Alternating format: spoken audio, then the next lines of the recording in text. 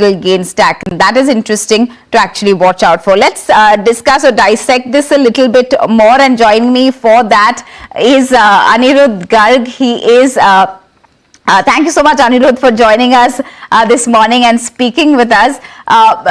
We were talking about how Jefferies has put out this note. Most of the markets have factored in the Modi government. Perhaps a majority or a change in that was the only reason where we could see some bit of flip-flops. Would you agree as well, or what would be that one standout factor you think that will actually get FIIs flocking towards the Indian markets now? A very good morning, Stacey. Thank you for having me. I think that one factor that you're talking about is the Indian retail money that is coming in.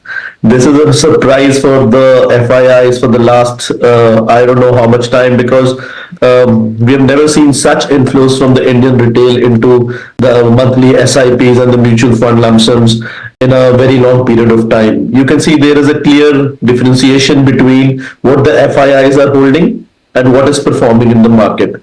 So as you were rightly saying, that FIIs have been primarily having positions in the IT sector and the private bank sector, the valuations of which are approaching in a considerable zone after a significant time and price correction over the last 2.5 years.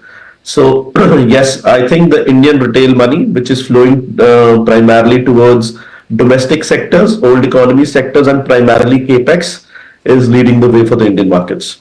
Right. Do you expect any major changes once the government comes in power? We were just talking about how even Jefferies thinks that there could be some change in terms of that capital gains tax. Could that be, could that maybe change things in terms of how the market inflows are also coming in? Yeah, I think whenever we approach now, it is clear that the Modi government may come in. So I think the probability is on the side of the government coming, the current government continuing. And whenever we approach towards a budget, this discussion about the capital gains is always there. Yes, going forward into the future, I believe that there will be some hike in the capital gain. But yes, markets have a tendency to absorb such shocks from time to time. What worries the market more is the ambiguity about what the change would be rather than the actual change itself. So I hope that there is no such tweak in the capital gain. But yes, when we look at developed countries and other counterparts, the capital gains are more there.